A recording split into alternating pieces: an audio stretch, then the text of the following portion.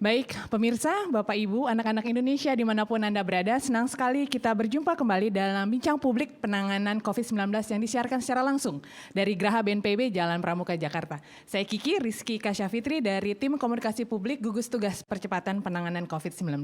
Hari ini kita akan bicara tentang inovasi pemerintah daerah. Kemendagri bicara, pemerintah sudah membuka 9 sektor ekonomi, dan penting sekali buat pemerintah daerah untuk segera siap berbenah untuk memastikan protokol kesehatan dapat dilaksanakan oleh masyarakat. Beberapa waktu lalu, Menteri Dalam Negeri Bapak Tito Karnavian memberikan hadiah atau semacam penghargaan kepada 84 kabupaten kota yang berhasil memenangkan lomba inovasi daerah untuk adaptasi kebiasaan baru menuju masyarakat produktif dan aman.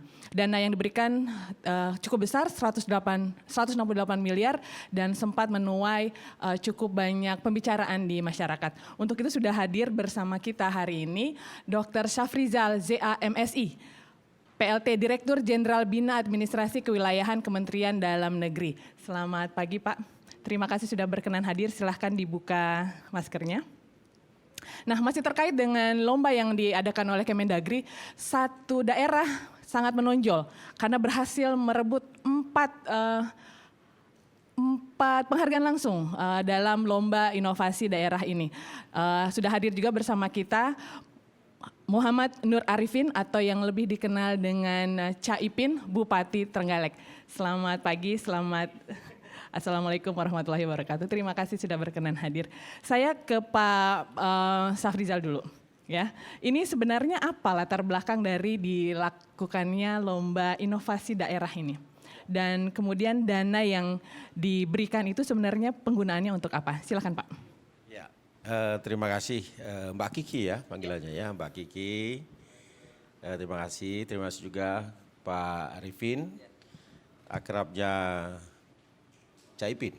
Caipin lebih akrab ya, dan Bapak Ibu sekalian serta para pemirsa semuanya dimanapun berada.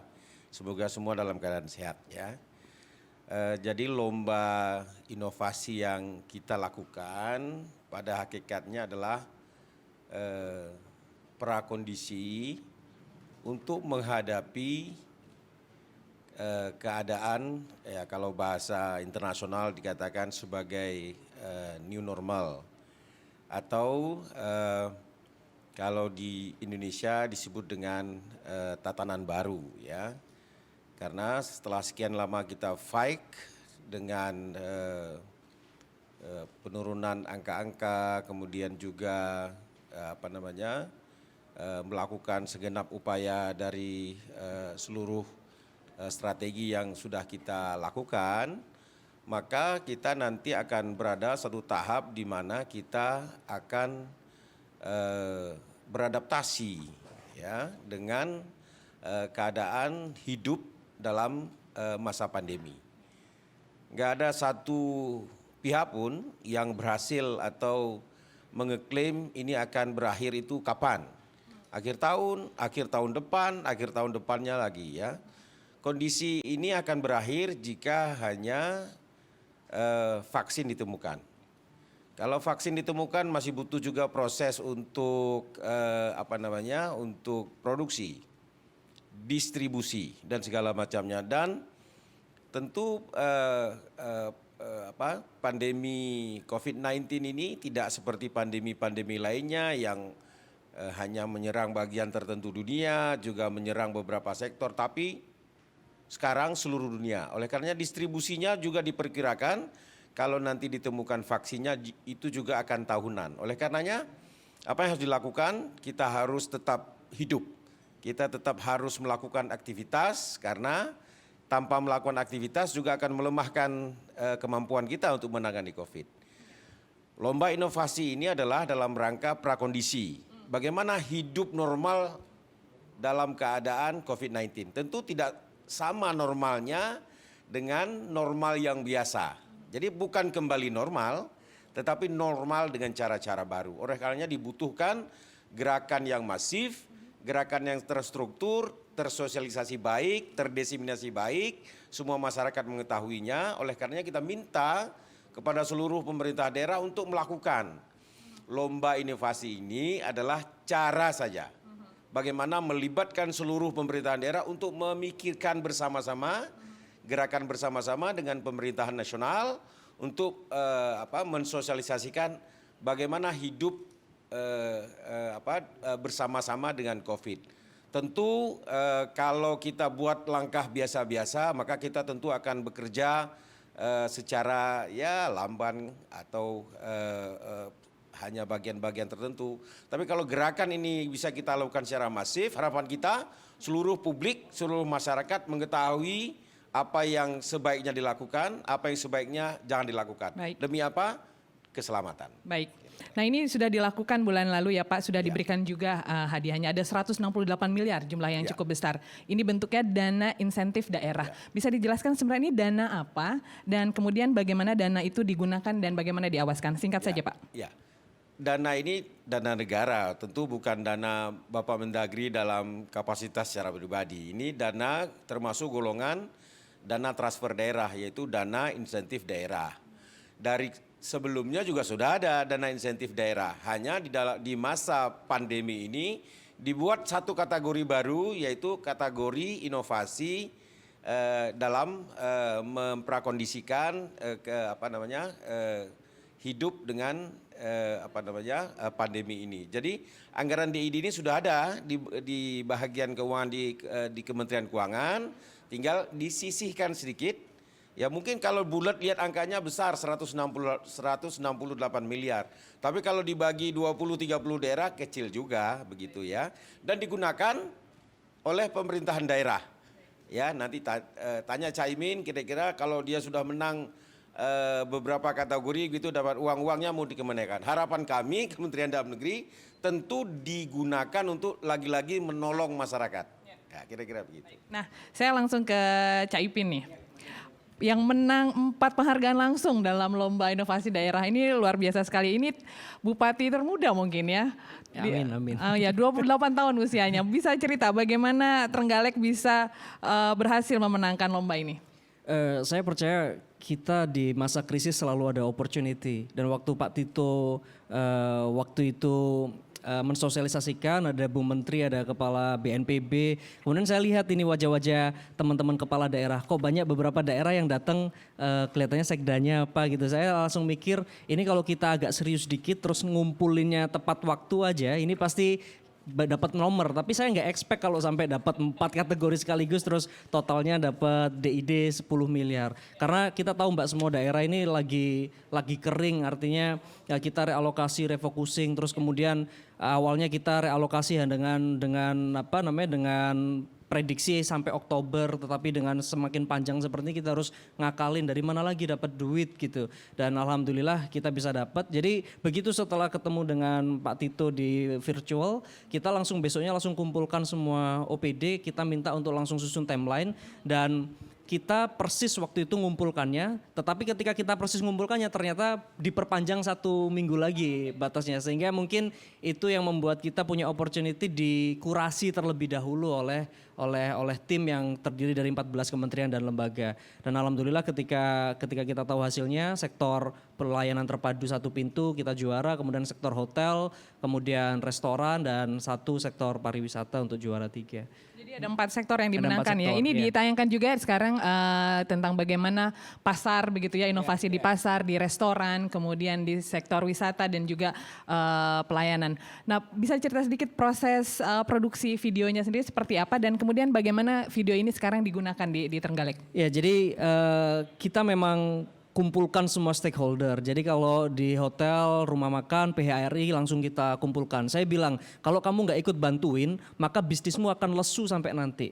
Tetapi kalau kita bisa sukses, ini termasuk menjadi COVID advantage buat kita di sektor ekonomi. Karena apa? Kita satu belum ada transmisi lokal sampai sekarang. Kemudian kedua, kalau kamu direkognisi secara nasional bahwa hotelmu, restoranmu itu sesuai dengan adaptasi kebiasaan baru, protokolernya, pasarnya aman, maka orang akan memilih kemudian untuk datang di daerah yang mungkin sebelumnya bukan jadi destinasi Trenggalek, bukan destinasi utama, tetapi sekarang kebiasaan orang di seluruh negara menghindari kota-kota besar, menghindari, mereka lebih kembali ke daerah yang rural. Nah, dengan daerah rural, dengan protokoler yang adaptasi kebiasaan barunya cukup baik, pasar-pasarnya aman, sehingga kan food supply chain-nya juga dipastikan aman. Nah, ini saya rasa menjadi keuntungan bagi Kabupaten Trenggalek, dan ini bisa membantu masyarakat sehingga masyarakat pun semangat. Oh, kalau aku menerapkan adaptasi kebiasaan baru, protokoler kesehatannya ketat, nanti yang untung juga kita sendiri gitu. Karena apa? Kita bisa pulih lebih cepat dibandingkan daerah lain yang mungkin masih mikir-mikir.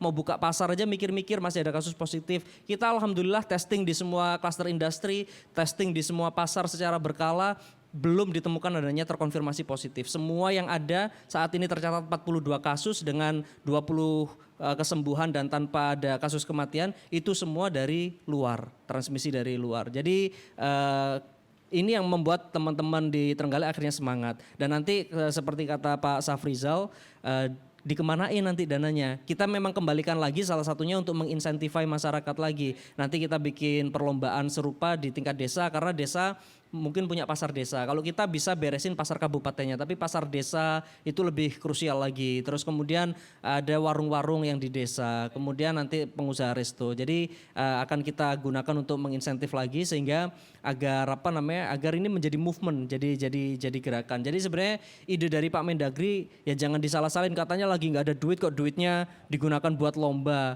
Bos, ini lombanya biar kita mempercepat pemahaman tentang adaptasi kebiasaan baru. Kalau nggak ada lombanya, orang pasti nunggu-nunggu. Pak, kita disuruh protokol kesehatan, ada bantuan dananya nggak? Pasti orang kan begitu. Tetapi ini kan daerah disuruh bergerak dulu. Kalau kamu bergerak baik, baru dapat dananya. Jadi saya rasa ini ide yang brilian dari Pak Tito dan juga teman-teman di jajaran kementerian. Ya, luar biasa. Jadi gerak cepat tadi kuncinya ya. Teman-teman di Trenggalek ini inovatif juga. Nih, kita juga dengar tentang inovasi pasartrenggalek.com. Ya.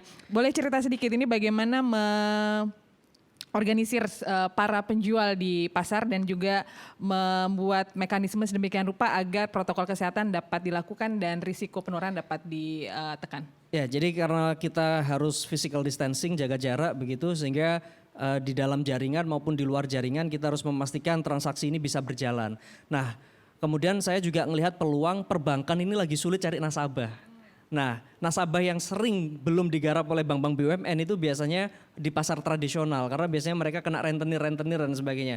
Maka waktu itu saya bekerja dengan salah satu bank BUMN, kalau kamu pengen tambah nasabah, kamu bisa nggak CSR-mu bikinin kita aplikasi? Karena aku lagi nggak punya duit nih, jujur aja lagi nggak punya duit. CSR-mu bikin aplikasi, di mana aplikasi itu mengumpulkan semua pedagang pasar tradisional di dalam satu lapak online. Terus kemudian kebetulan kita punya satu ojek online lokal. Itu yang kemudian delivery ordernya di situ. Jadi kalau ada berita di Jakarta ojek online omsetnya turun dan sebagainya, di Trenggalek Mbak itu yang download aplikasi naik 6 kali lipat.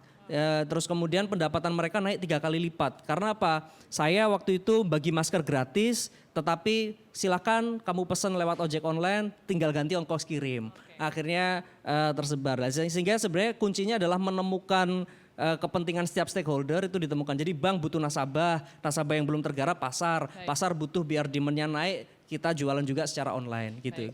Nah, luar biasa sekali. Ini cerita sukses nih Pak dari Trenggalek begitu ya. Tapi apakah daerah-daerah yang lain yang memenangkan lomba itu juga terlihat hasilnya? Artinya apakah lomba ini kemudian insentif yang diberikan itu benar-benar bisa dimanfaatkan untuk katakanlah menurunkan risiko penularan COVID di daerah tersebut? Apakah ada sistem monitoring yang dilakukan oleh Kemendagri? Silakan Pak.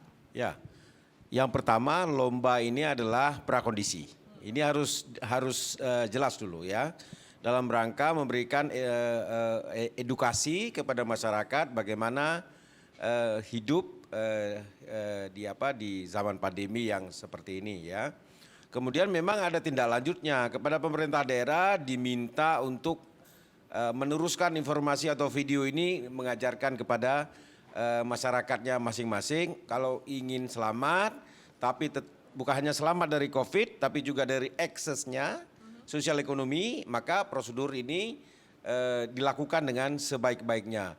Tentu ini baru lomba videonya, lomba prakondisinya. Berikutnya kami sudah mulai berdiskusi lomba penerapannya. Apakah yang menang video ini nanti akan memenangkan prakteknya? Belum tentu. Ya, belum tentu. Jadi tujuannya utama adalah memberikan edukasi. Harapan kita dengan edukasi yang semakin baik, maka rakyat memperoleh pengetahuan yang lebih baik, cara menghindar dari. Berikutnya nanti lomba penerapannya. Kalau ini baru lomba video, dengan harapan dengan video ini maka masyarakat mulai mengetahui ya di awal-awal dulu.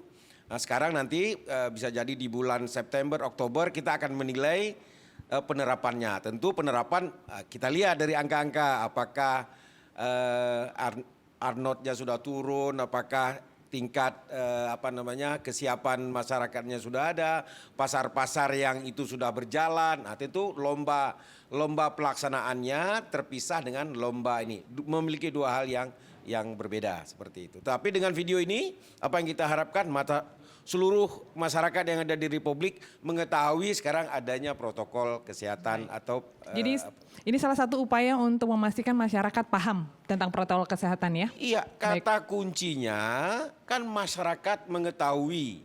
Karena mengandalkan rumah sakit saja. Kalau awal-awal kita mengandalkan rumah sakit, Mbak. Terus terang saja di bulan Maret kita mulai serangan, kita mengandalkan rumah sakit. Pendekatan kita rumah sakit atau medik di depan. Sekarang enggak, kita balik. Rumah sakit itu sekarang menjadi bahagian belakang atau back. Masyarakat itu di depan. Kalau masyarakat teredukasi, mengetahui cara hidup yang aman, yang terhindar dari potensi terpapar risiko, makin banyak masyarakat mengetahui, harapannya adalah makin sedikit yang terpapar. Makin sedikit terpapar, rumah sakit makin sedikit menerima pasien.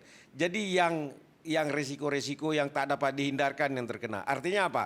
Kita nggak kirimkan semua ke tenaga medis karena terus terang saja rasio tenaga medis kita dibandingkan jumlah penduduk rendah sekali. Ya. Oleh karenanya ini sudah mulai berjalan, Mbak. Ya. Kita penduduk 4 besar dunia, tapi secara jumlah kasus yang kita hadapi kita sekarang ya di level 26 dunia. Ya. Jadi berjalan itu work. Ya, saya mau ke Cak Ipin singkat saja. Ini kan sosialisasi protokol kesehatan. Masyarakat diminta untuk selalu cuci tangan pakai sabun, pakai masker, jaga jarak begitu ya. Jaga jarak sendiri bukan budaya kita sebenarnya. Kita diajarkan untuk salam dengan orang tua dan lain sebagainya. Anda sendiri melihat seberapa sulit perilaku ini diterapkan di masyarakat dan apa saja tantangan yang Anda temui di wilayah kerja Anda di Trenggalek? Sebenarnya mengkomunikasikan itu dengan bahasa lokal. Contoh kalau kita datang ke pesantren, saya katakan di kitab Taklim Muta'alim atau kitab yang mengajari adab cara berperilaku kepada orang tua. Sekarang tolong ditambahi Mbah Yai gitu. Ditambahi kalau ada santri tidak pakai masker itu berarti santri yang kurang beradab gitu. Bukan hanya harus, kalau dulu santri harus sungkem ya, sekarang malah kalau sungkem itu malah santri yang membahayakan Pak Kiai gitu. Maka kita bikin waktu itu gerakan jaga Kiai. Karena kan kita lingkungan pesantrennya kan cukup kental. Nah itu membahasakan sehingga jangan sampai ada persepsi bahwa oh kegiatan keagamaan dilarang, oh kegiatan bersilaturahmi dilarang. Gak ada yang melarang peribadatan, tidak ada yang melarang silaturahim, tapi yang kita lakukan adalah dalam rangka menjaga kiai. Nah ini contoh bagaimana kita membahasakan di bawah sehingga akhirnya kemudian itu disepakati oleh keseluruhan. Dan beruntungnya saya melihat bahwa daerah-daerah yang berbasis kabupaten yang memiliki desa yang kemudian notabene punya kepala desa yang juga itu adalah terrekognisi secara politik diakui oleh masyarakat karena dipilih langsung, itu lebih punya power apalagi dengan adanya dana desa itu cukup membantu. Dan sampai sekarang Satgas Desa tidak ada yang bubar, kami pun di Trenggalek checkpoint tetap kita berlakukan, kemudian daerah-daerah perbatasan masih kita adakan pengalihan jalur sehingga semua orang dari luar harus masuk ke lewat checkpoint dan itu kita rapid test Mbak. Nah sehingga ketika nanti ada yang masuk lagi ke desa, desa pun punya checkpoint sehingga tidak ada satupun yang lolos dari tim surveillance. Ini untuk memastikan bahwa yang nanti beraktivitas di dalam melakukan adaptasi kebiasaan baru itu benar-benar dalam kondisi yang aman, tidak tercampur terpapar dengan orang-orang yang carrier atau yang pembawa resiko. Jadi sebenarnya bagaimana kita membahasakan secara lokal dan kita sudah melakukan beberapa simulasi nikahan. Kita undang yang mau nikahan ke kabupaten, tetapi kita undang vendor-vendor, coba protokol kesehatan nikahan bagaimana. Kita videoin, kita sebarin. Kemudian besok kita mau adakan Zikrul Gofilin, jadi acara zikir bersama tapi dengan protokoler new normal di pendopo juga gitu. Jadi nanti itu yang biar jadi standar norms di masyarakat sehingga masyarakat punya guidance, punya arahan dan sekali lagi jangan sampai ada persepsi bahwa oh pemerintah melarang ibadah. Nah itu yang paling fatal di situ. Jadi itu sih strategi kita di bawah seperti itu. Jadi pola komunikasinya aja. Ya, luar biasa sekali. Kalau ada strategi utama begitu yang digunakan oleh Trenggalek yang mungkin bisa jadi pembelajaran buat daerah lain. Saya mau Cak Ipin kasih pesan buat para pemimpin daerah yang lain di seluruh Indonesia tentang apa sih kunci yang paling penting dalam upaya penanganan COVID-19. Jadi satu, kita tidak pernah mengatakan mengatasi masalah COVID ini kita punya program ini jangan. Jadi harus movement, harus gerakan. Jadi kalau gerakan berarti semuanya terlibat. Kemudian kita kan selalu ada campaign gotong royong lawan COVID. Jadi sisi kolaborasi itu penting karena saya selalu